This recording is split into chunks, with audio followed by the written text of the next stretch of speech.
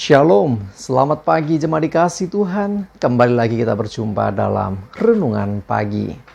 Mari pagi hari ini, di akhir pekan ini, kita akan bersama-sama merenungkan firman Tuhan. Supaya dengan kebenaran firman Tuhan, hidup kita akan dibangun. Dan kita pun akan bertumbuh, diteguhkan dan dikuatkan dalam iman dan pengharapan. Firman Tuhan adalah kebenaran. Firman Tuhan sumber kekuatan kita. Firman Tuhan pedoman dan penolong bagi hidup kita. Dan bahkan firman Tuhan jugalah yang akan senantiasa menuntun kita dan menerangi setiap langkah hidup kita. Mari jemaat dikasih Tuhan, sebelum kita merenungkan firman Tuhan pagi hari ini, kita akan bersama-sama berdoa terlebih dahulu. Bapa di surga, kami datang ke hadirat-Mu. Kami menaikkan segala puji syukur ya Tuhan atas segala kebaikan-Mu di dalam hidup kami. Dan sungguh kami mengucap syukur atas begitu besar kasih setia-Mu ya Tuhan. Begitu besar rahmat dan anugerah-Mu. Segala berkat dan kemurahan-Mu, perlindungan-Mu, penyertaan-Mu, pertolongan-Mu, dan juga bahkan pemeliharaanmu atas seluruh hidup kami. Terima kasih ya Tuhan. Pagi hari ini kami mau merenungkan firman-Mu. Mari Tuhan singkapkan dan nyatakan kebenaran firman-Mu. Dan Roh Kudus, urapilah kami semua ya Tuhan, sehingga kami bisa menangkap apa yang menjadi pesan Tuhan bagi setiap kami. Dan kami pun mengerti akan kehendak-Mu, serta melakukan kebenaran firman-Mu di dalam hidup kami. Terima kasih ya Tuhan. Di dalam nama Tuhan Yesus kami bersyukur dan berdoa. Amin. Mari jemaat dikasih Tuhan, sama-sama kita akan buka Alkitab kita. Renungan pagi hari ini sampaikan dari Mazmur 31 ayat 22 dan 23. Saya bacakan. Terpujilah Tuhan, sebab kasih setianya ditunjukkannya kepadaku dengan ajaib pada waktu kesesakan. Aku menyangka dalam kebingunganku, aku telah terbuang dari hadapan matamu. Tetapi sesungguhnya engkau mendengarkan suara permohonanku ketika aku berteriak kepadamu minta tolong. Jemaat dikasih Tuhan, pemazmur dengan jujur menyatakan ini. Ya, dia menyatakan bahwa sungguh kasih setia Tuhan itu luar biasa. Ya, ditunjukkannya kasih setianya ya dengan ajaib, dengan luar biasa pada waktu kesesakan, pada waktu tertekan, pada waktu kondisi yang sulit, pada waktu terhimpit kehidupannya. Ada kasih setia Tuhan yang ditunjukkan dengan ajaib. Artinya di situ ada campur tangan Tuhan. Ya, ada kepedulian Tuhan untuk menolong akan setiap kehidupan kita pada waktu kesesakan itu. Pemazmur jujur mengatakan, padahal dia menyangka dalam kebingungan dan mungkin juga dalam tidak tahu mesti berkata apa lagi, sempat terbersit dalam benaknya bahwa merasa dia telah terbuang dari mata Tuhan. Terbuang artinya tidak diperhatikan Tuhan. Itu pikir si pemazmur.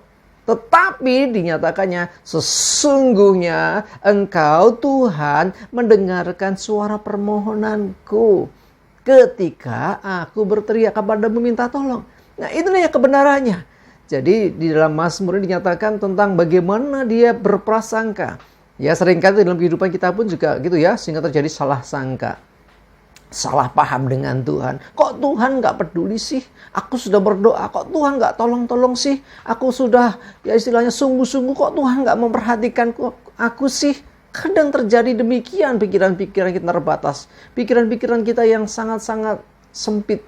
Tetapi sesungguhnya pemazmur katakan, engkau Tuhan mendengarkan suara permohonan dan teriakku ketika minta tolong. Jadi artinya setiap ucapan kita, doa-doa kita, seruan-seruan kita kepada Tuhan, itu didengar Tuhan.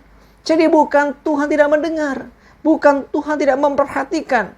Ya, saat kesesakan sesungguhnya, ya, tanpa kita menyadari, ya, seringkali kita tidak mengerti dan tidak menyadari, Tuhan sedang menunjukkan kuasanya yang ajaib. Tuhan sedang melakukan sesuatu, ya, di balik sesuatu yang buruk sekalipun, dalam kesempitan, kesesakan, kesusahan, ya, apapun yang kita hadapi, ada Tuhan yang tetap berperkara dalam hidup kita. Ya, manusia tidak dapat menyelami apa yang dilakukan Allah dari awal sampai akhir. Alkitab katakan itu. Jadi artinya apa? Tidak ada sesuatu pun yang terjadi dalam kehidupan kita tanpa kepedulian Tuhan. Garis bawahi, tanpa kepedulian Tuhan tidak mungkin sesuatu terjadi. Artinya semua yang diizinkan terjadi, sekalipun itu kita merasakannya sebagai kesesakan, di mata Tuhan itu mungkin bagian dari proses untuk pembentukan kita. Kita sedang diproses Tuhan untuk menjadi lebih baik lagi. Mungkin karakter kita, temperamen kita, mungkin sudah dibentuk lagi juga iman kita, bagaimana pengharapan kita, bagaimana percaya kita kepada Tuhan saat situasi sedang, tanda kutip, bagi kita tidak baik-baik saja. Mungkin kita nyebutnya kesesakan itu tadi.